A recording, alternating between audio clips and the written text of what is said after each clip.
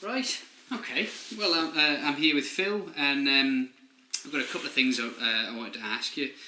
Why don't we'll start with Mr. Houghton. Obviously, he's the man of the moment.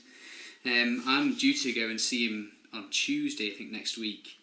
And I didn't really want to sort of ask about the rights or wrongs of what he did, because so I'm going to cover that with him. But the main sort of point that he seems to be sort of sticking to is the process that he went through. And I thought, well, it is. I mean, in some respects, I kind of agree with him to a certain extent, because who should be overseeing what politicians do, in your opinion? I mean, what do you think of the process that he went through? Because that seems to be his main bugbear. I think the process that he went through was probably fair, and I think the people who did the assessing were fair, and the people who provided the secretarial support were fair. The problem, though, is that the whole situation, the allegation, was in relation to a member of staff at the Clerk of Tynwald's office, and then of course it's the Clerk of Tynwald's office that is providing the secretarial support to the committee, which is the Member Standards and Interests Committee, who have done the investigation. So it's a bit too close. I'm fairly confident that the investigation was fair and reasonable, but there's always going to be that whiff of, well, they would say that, wouldn't they? In this specific case, I think it would have been better if there had been an independent assessment rather than having that slightly dubious link between the that's sort of on the clerical side, though, isn't it? I mean, but the sort of the public opinion seems to be that the problem was that it was other politicians, and that's why he was able to say it was a kangaroo court, because it was other politicians who were assessing him. And what I thought was, would it have been better if it had been somebody? I mean, he said it should have been somebody independent. And obviously, I was thinking, well, yeah, it would have been interesting if it had been the public, if it had been a jury, because it would have taken away that ability to say, well, they're politicians who are against me. I think we've got to remember what it is that's being alleged, though. I mean, I'm not saying that workplace bullying is a reasonable thing, absolutely not, but if you look at how these matters would be dealt with in a normal workplace, it would be dealt with by presumably a senior manager who wasn't directly connected would come in and would look at the situation. So the thought of trying to get juries and all the rest of it involved is probably going a little bit far. My main concern, though, is as I say, because it was the Clerk of Tynwald's office that was the instigator of the allegation of bullying, it then seems just a little bit too close that the Clerk of Tynwald's office provides the secretarial support for the investigation. So if a member of Tynwald was accused of bullying a member of staff in DOI, I personally would have no problem with the process that was undertaken. Ultimately, though, because we've had this before, there was a situation, I think it was about 6 or 7 years ago now, where a member of Tynwald had bullied somebody. It was very clear and obvious that had happened, but ultimately it was difficult to know what the sanctions should be. And I think, again, this is the other interesting element to this particular case. Ultimately, if the public in Douglas North choose to elect someone, and indeed if there is no question over the fact that that person was a bully and had been found to be bullying, if the public still want that person to be their representative, who are we? That's where it's going to get interesting, isn't it? To say that they shouldn't be there to represent them. So I suppose that's the unusual thing, I guess, in this situation is that if it was a traditional workplace situation, you'd have the senior managements of the firm, or the union. Whereas in this case, he effectively works for the people of Douglas North. So that's where I'm sort of, well, should it be them who've decided whether he's done right or wrong, really? I mean, I think there are ways in which we can improve the system. I don't think that it's as unreasonable as all that. But I think including room for improvement, independence on that. I mean, there is already. I think Douglas Borough Council have a Member Standards Committee that has an independent person on that, together with 2 or 3 of Douglas councillors on it as well. So I think there's scope for further work with this. But again, I think we have to bear in mind the nature of what's going on here. It's not. This wasn't a criminal case, you know. It's not like it's that level of okay, abuse. well, moving on then. I'm due to go and see Lord Lisvane on the 2nd. I think you're on the 2nd as well. Yes. Have you listened to much of what he's done already? Yeah, I've been having a little bit of a listen. There's some very interesting things that have been coming up. I particularly like the suggestion that the Bishop came up with, that each year government should present its programme for government for that year. It's cropped up in a couple of... Absolutely. I think that's a really good idea. One of the things that Lord Lisvane seems to have put his finger on, well, in a couple of the ones that I've listened to, he has picked up this thing about everybody being in government, and about how that, I think one of the phrases he used was steamroller government. And he does seem to have, picked up on the fact that that there is this sort of unusual, scenario where there is a lack of scrutiny or a lack of opposition, and therefore, and because of the way the government is formed, there isn't this. It's not possible to vote for a certain set of policies or a programme for government. He does seem to have picked that up. Yeah, and it should be. I mean, it is possible, of course, to vote for a programme for government, and I think this is where we all are going badly astray at the moment. You know, we need to have clarity about what it is everyone's signing up to. I think, opposition for opposition's sake and scrutiny for scrutiny's sake is not necessarily the direction that we actually need to travel. If we spend, which could be the case, an inordinate amount of time either defending or attacking, so all your energies are then going into fighting over a policy rather than developing better policies, that's probably not the best way forward. So certainly when I was first elected, there was a far less aggressive approach to government and opposition. It's become far more polarised, certainly in this last 5 years, and I'm not absolutely convinced that that's in the best interests of the public. And actually, this probably links in quite nicely with what I'm hoping to talk about on Monday in relation to direct democracy, because I think the real scrutiny, or the real opposition, if you want to call it that, is, or possibly the accountability is the better word, isn't it? Is being able to convince the public. And if we can introduce, which we absolutely can, the technology's there now, if we can introduce a system whereby either people go online using their particular code identifier, or they have a card which they can go down to the post office and tap a screen with their card and then automatically cast a vote or express an opinion on a particular policy or issue. That allows for the public to be far more involved and to be able to give judgment on a fairly regular basis on what the government is doing. I think that would be a much better way of ensuring certainly transparency, but also in providing the level of scrutiny that we really need. Having politicians fighting amongst themselves doesn't necessarily provide what I think the public are really looking for, and certainly undermines the ability for us to do good things in terms of delivering policies and good governance. Okay, well I'll just reset the camera and we'll go into that a little bit more then. Okay, well, so can we sort of look at that in relation to sort of some of the hot topics for you at the moment? Do you see that operating in sort of the way that Chris Thomas has sort of outlined, where the public should be involved in directing policy, or do you see it working on a sort of issue by issue basis? So if we look at something like the steam packets or the horse trams, do you see that level of involvement benefiting those situations? Because I know they've been especially the promenade especially has been a particularly contentious issue for you.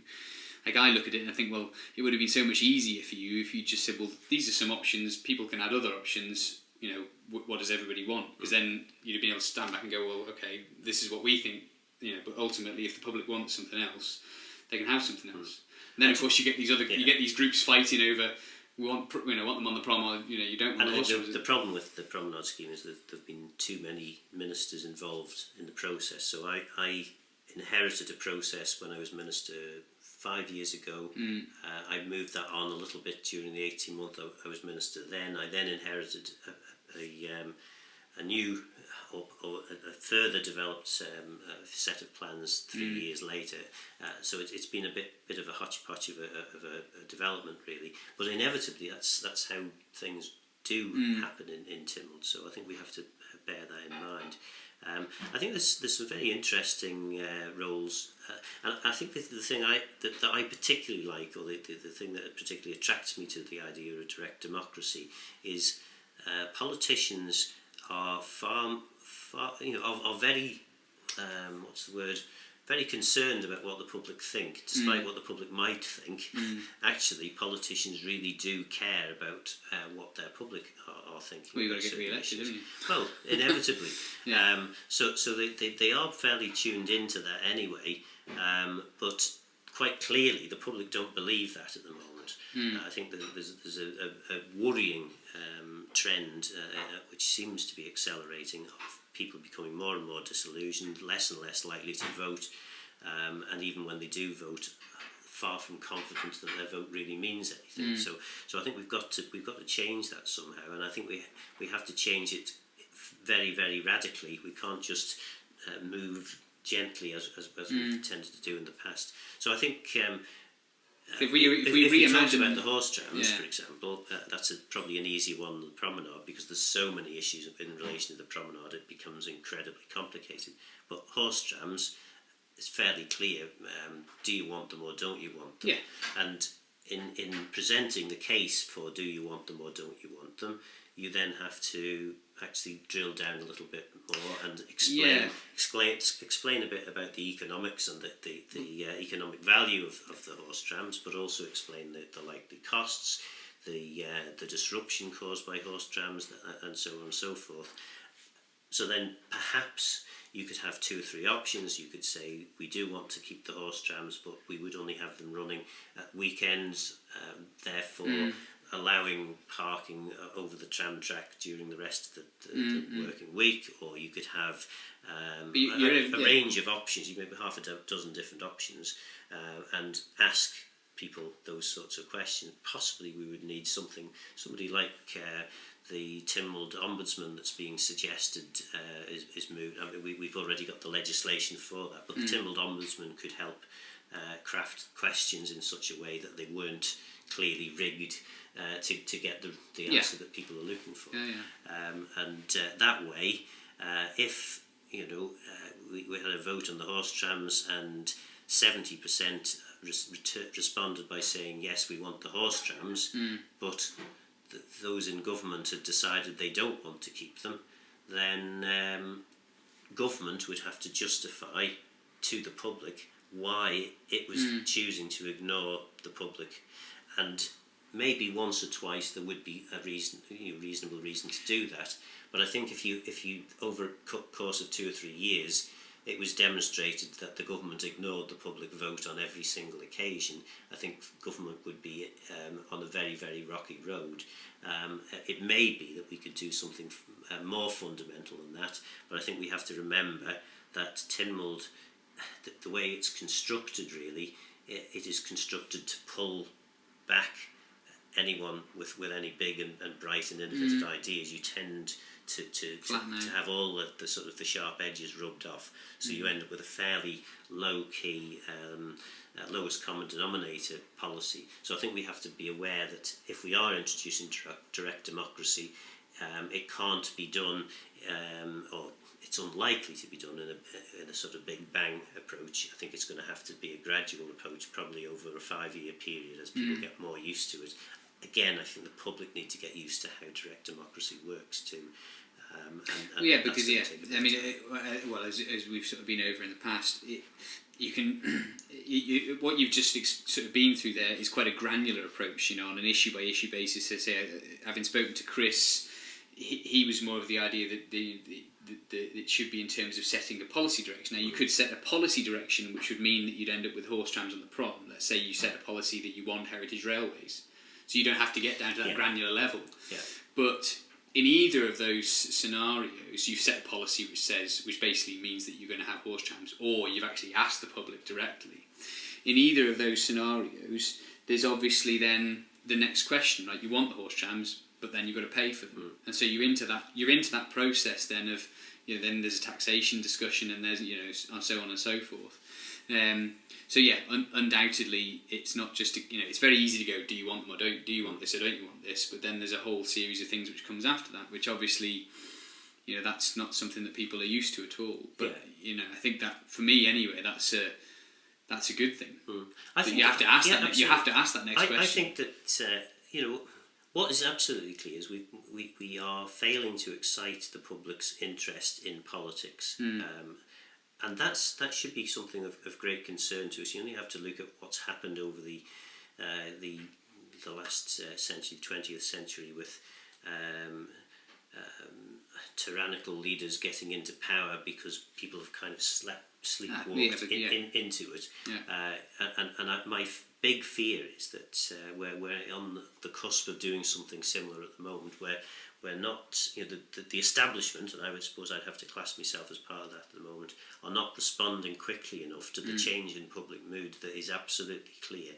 People are getting fed up with being treated in a far from adult way. There's a kind of we're the government and we know best approach. That needs to change. It has to change. And added to which, the technology's there that allows for people to better communicate, both in terms of government communicating back to the people, but the people also getting their views clearly expressed to government. Okay, so I mean, just to run through a hypothetical situation, and obviously we've just discussed the prom and the horse trams. Obviously, that's been a particularly difficult issue for you to deal with these sort of very vocal groups left and right. If we just imagine that we went back to a clean slate, we're back, however many years ago it was. If you could do the system different from the start, what would it look like? Because obviously people are going to say, oh well, this is just you saying what you need to say to get re-elected. If we reimagine how this whole process could have evolved, I don't think anybody's in denial of the fact that something needs to be done with the promenade. Then there's a group of people who say, oh, just relay the tarmac and leave it exactly as it was. And then there are a whole different spectrum of ideas all the way through to the other end. So how would it look? Do you think how should it look? How should that process look? There's two approaches, and actually the one that I think is the least good approach is the one that I'm starting to warm to now, because. But possibly because we didn't do things right in the first place, and that the least best option is actually just to do it on a piecemeal basis, and kind of gradually over a period of time you build up pressure that effectively is saying, well, we've got to do it now because we've started this end, we've started that end, and we have to link them up. So phase 2 has been approved, has planning permission, and does have the funding approved by Tynwald, but that only gets a small bit of tram track from the sea terminal to Regent Street. No, but if we go back... Well, yeah, no, let me finish. So my thought now almost is, well, perhaps we need to build that, because once you've started, there's an inevitability that you're going to have to continue.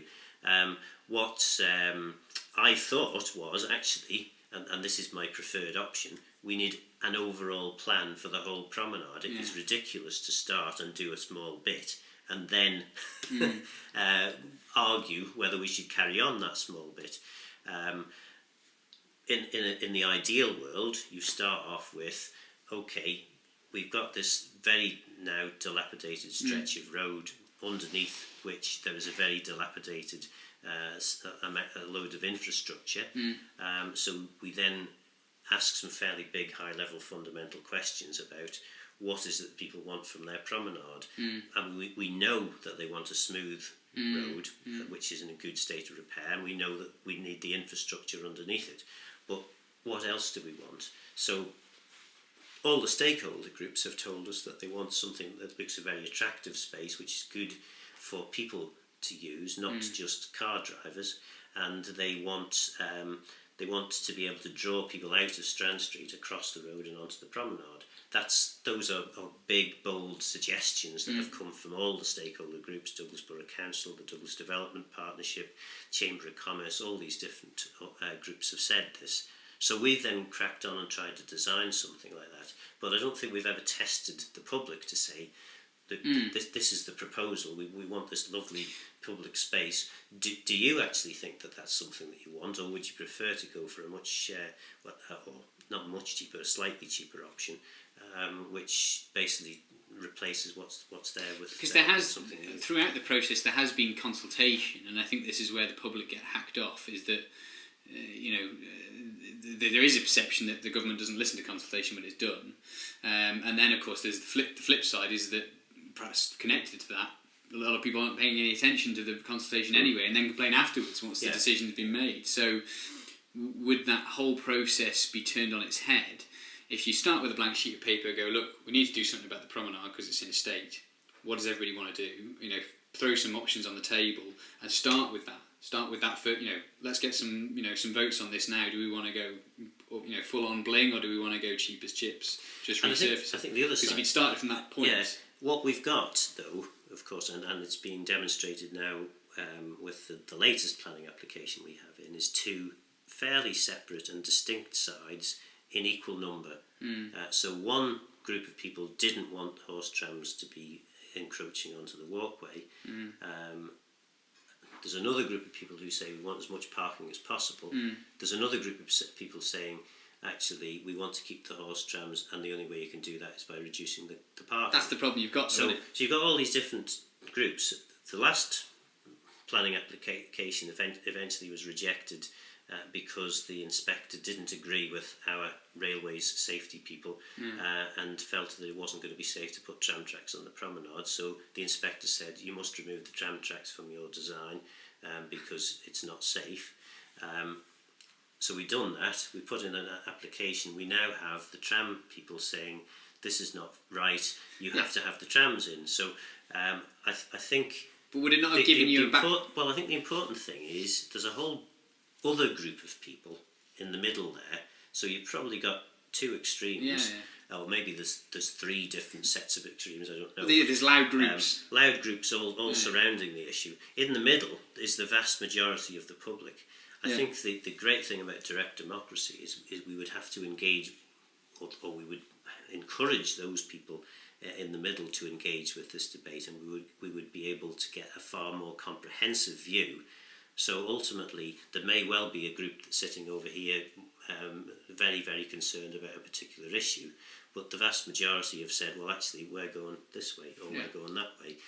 Well, I mean, it would have made your life so much easier. Well, it would. Absolutely. If 20,000 people have said we want that, and that's it. But of course, what we've done is traditional consultation, which is well, nobody pays any attention. We put certain things out. Well, there were quite a few. I mean, there was, but I think if we had 1,000 people, we'd probably done well with this. And of course, there are. I think it's now up to 59,000 registered voters on the Isle of Man. So quite clearly, we needed a new system. We need a new way of getting this over. I think the crucial thing as well, though, is a new way of holding democratically elected politicians to account and having the ability that the public can take votes and make their views clearly known. And actually have the power to... Absolutely, added to which having the power to recall a politician, effectively saying, OK, you're not doing your job, and your electorate, maybe 50% would have to vote and say, you're no longer fit for purpose. Well, that comes back to the thing with Houghton, really, doesn't it? That, ultimately, if there was that power there and the public had that sort of ability, people would pay more attention to what was actually going on. Yeah, perhaps they would. Certainly, I would imagine they would anyway. Added to which, I think the public or in any of the areas where I've given people the power to make their own decisions on particular issues, it has been a good experience, I think, for the decision makers. They take a far more responsible approach, and they find out a lot more about the issues. So it's not just kind of knee jerk. I've just come up with an opinion. There's actually a lot more research goes into it. People take their responsibilities more seriously. Okay, well, I'll just reset the camera. Right. So Monday then you've got a meeting scheduled with Ewan Kelly. Who is Ewan Kelly? Ewan is a prominent Manx businessman.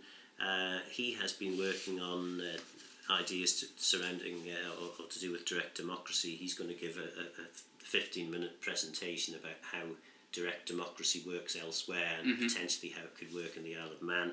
I'm also going to set some of the scene as to how I see direct democracy being introduced here and why it's important. That whole issue of not just having committees that the public don't believe in trying to hold government to account, but you actually have the public holding government to account. I think that's a really important thing, a really important message, because we've got to find a way in which the public can start trusting in government and democracy again. I think it's really, really important. I wholly believe in a fair and free and transparent system which delivers good things for the people. And I think the public need to have faith again. They need to be able to have something they can believe in, and I don't think that's the case at the moment. Well, the cynics on the internet are going to say that the only way you're going to do that is by actually giving them something. So is that what you're thinking along the lines of for Monday? Then you're going to set out some.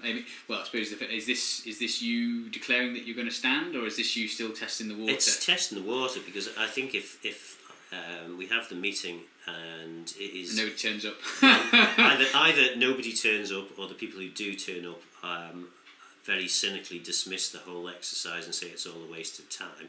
Then maybe I'll be thinking I'd be better off tending to me potatoes and onions. But I'm fairly sure that I will probably stand. But I do want to. I want to have something that I can believe I can deliver. Because if I've got to go out and sell something to the public, I've got to sell a message of hope. Then I have to believe it. I can deliver it myself. So have you worked out how to hand this over then? Because they say that's going to be the sort of the litmus test of it, really, isn't it? People are going to go, well, that's just Phil trying to get re-elected, which is fair comment, I suppose. At this stage of the game, that's what everybody's sort of turning their focus on. I'm surprised though that people say, "Oh, that's just electioneering." Well, you think, well, what do you think politicians are supposed to do before an election? The whole point of electioneering is to try and encourage people to want to turn out to vote.